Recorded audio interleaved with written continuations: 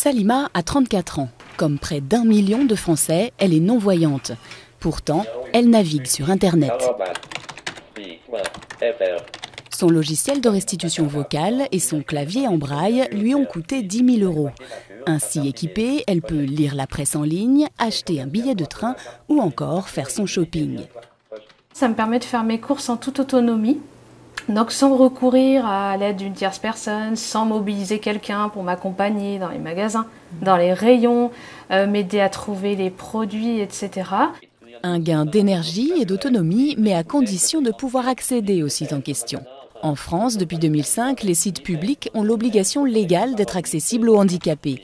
Mais la loi ne prévoit aucune mesure d'application ni de sanction. Aujourd'hui, seuls 5% d'entre eux sont conformes aux normes internationales d'accessibilité aux non-voyants.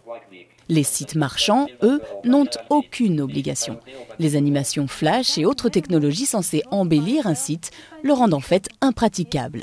Donc là, on voit un joli panier, mais nous, quand on clique sur « Ajouter au panier », qui est un bouton bien légendé, Ajouter au panier bouton. voilà, on entend bien « Ajouter au panier », je clique dessus, avec ma plage braille ou avec ma touche entrée. D'habitude, j'arrive à l'ajouter, mais là, non.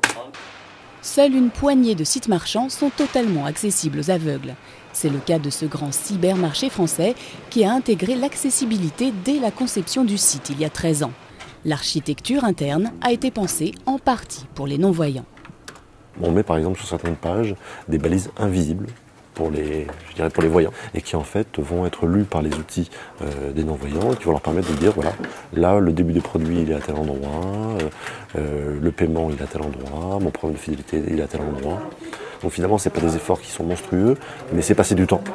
Du temps et donc de l'argent aussi. Rendre accessible un site web déjà construit peut représenter jusqu'à 30% du coût total.